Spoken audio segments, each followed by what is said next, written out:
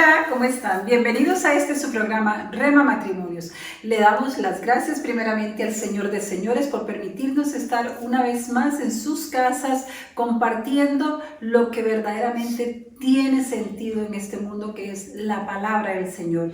Y mi nombre es Johevet y el nombre de mi esposo, Johnny Sandoval, para servirles. Un gusto estar con ustedes. Les decimos, Rema Matrimonios está basado en el Salmo 127.1, lo cual nos dice: si el Señor no edifica la casa, en vano trabajan los albañiles. Volvemos a repetirlo por aquello que alguna persona no nos ha escuchado decir. ¿Qué significa esto? Bueno, lo que significa es que el matrimonio Johnny nació en el corazón de Dios con el propósito más grande, que conozcamos y reconozcamos que Dios nos bendijo a través de esa relación, de ese matrimonio, a través de esa voluntad de Él, que el matrimonio existe con el propósito de conocer esa gracia de Dios para con nosotros, ¿verdad? Sí. Pudo haber dicho, bueno, qué sé yo, haber deformado o desfigurado algo que hoy en día disfrutamos.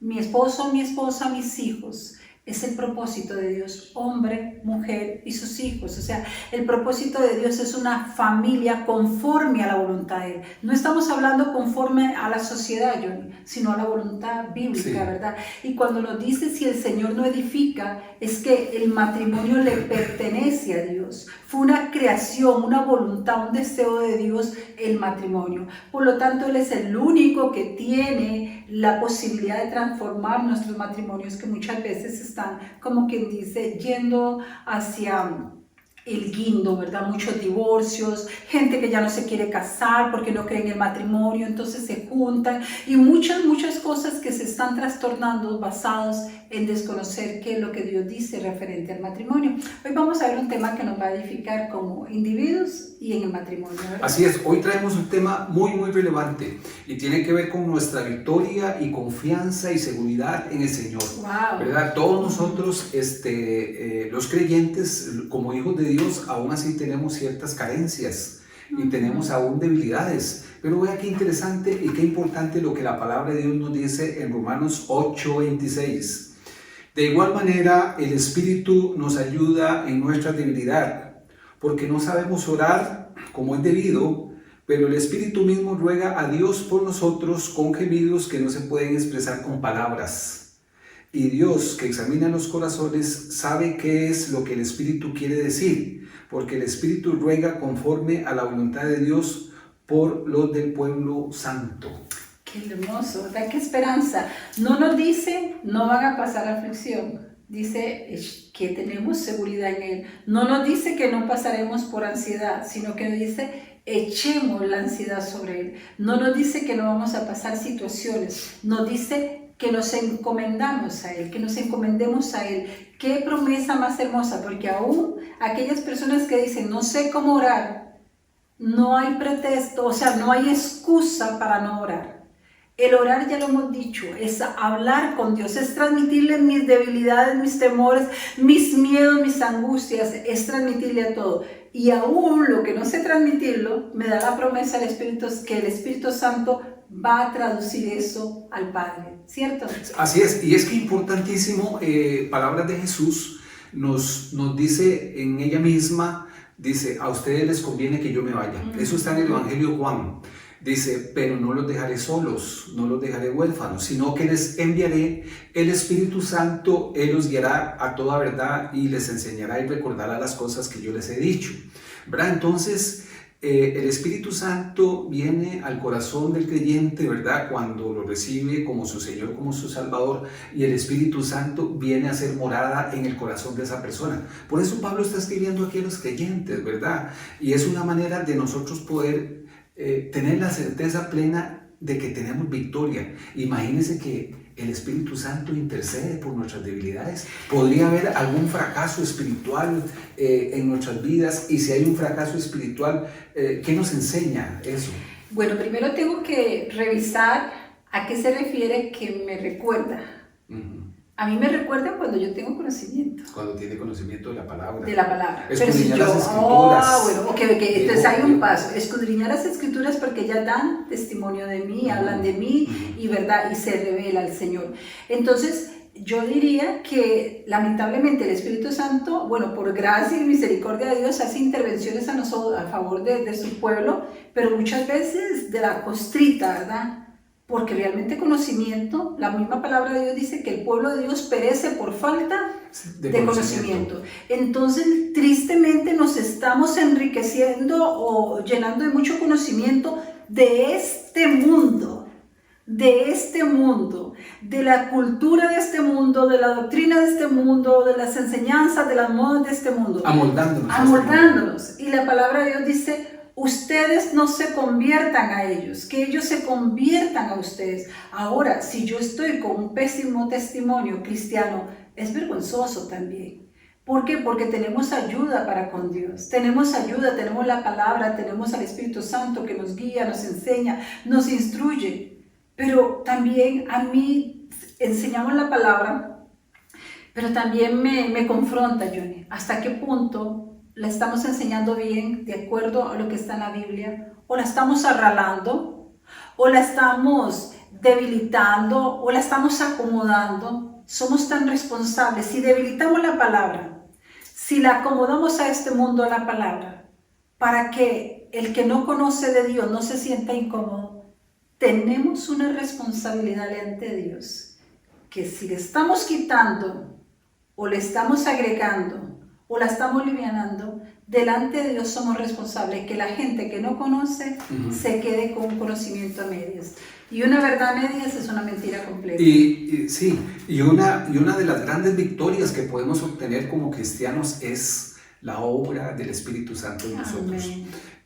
Parte de su obra es santificarnos, es que nosotros podamos ir dejando ese pecado, esas carencias, ¿verdad? Esas debilidades que tenemos, pero Él lo que hace es que intercede, ¿verdad? Entonces vamos obteniendo victoria. Sin el Espíritu Santo no podemos obtener victoria, por eso es que dependemos totalmente del Espíritu Santo, pero el Espíritu Santo, ¿dónde está?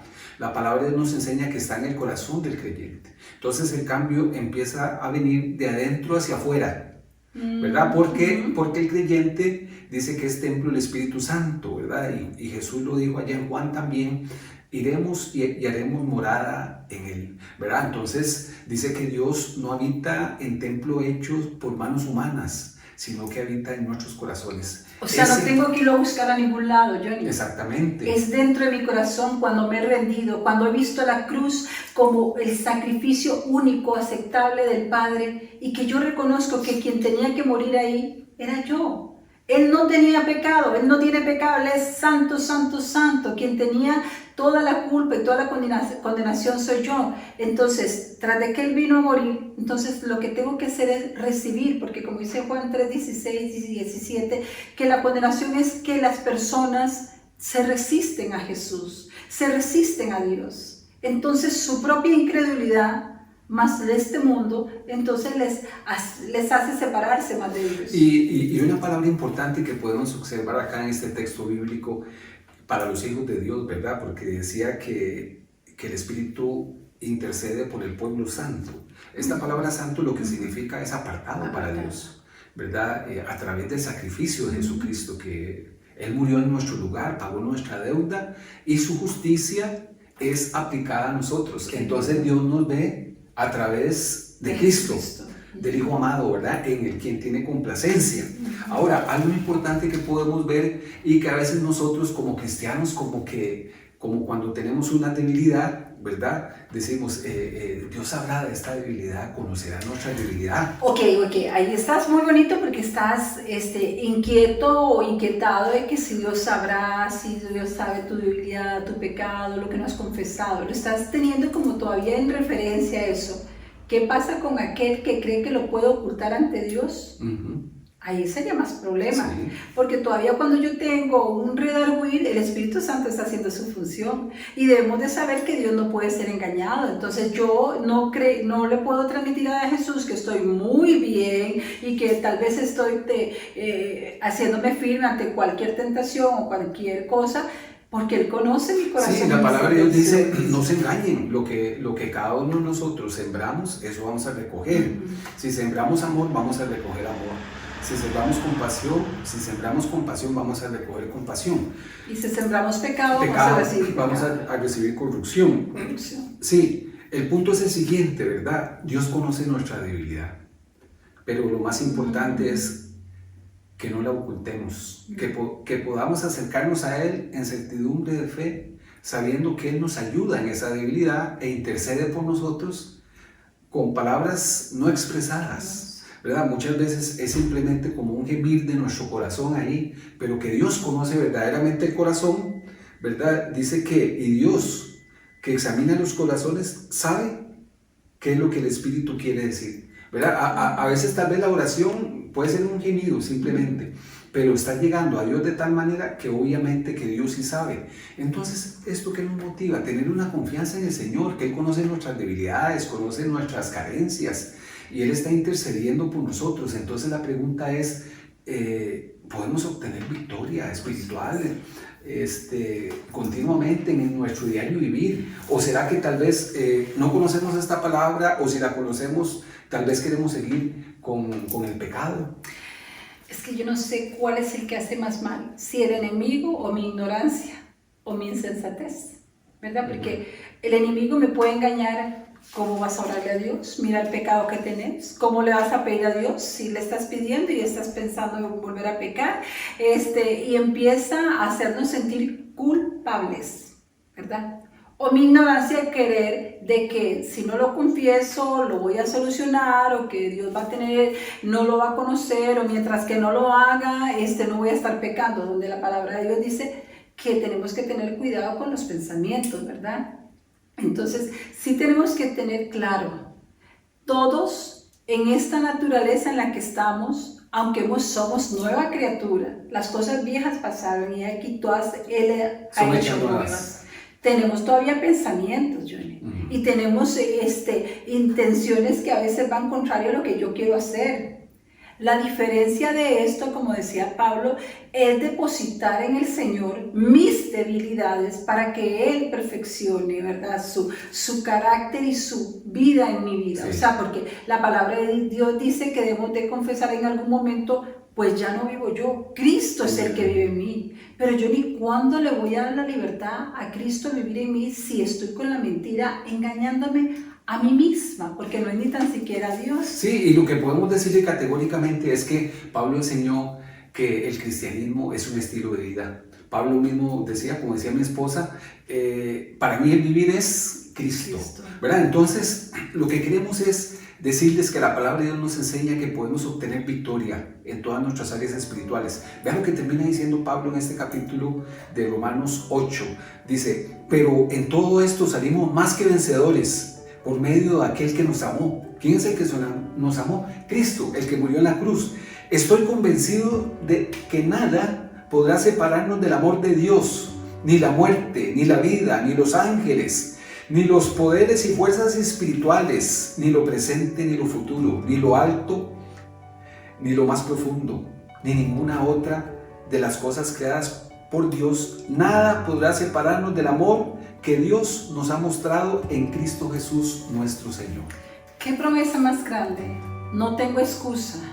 No puedo creerle más al enemigo ni a mi propia insensatez, que es que esto me separa de Dios, que Dios no me va a amar. No me va a amar.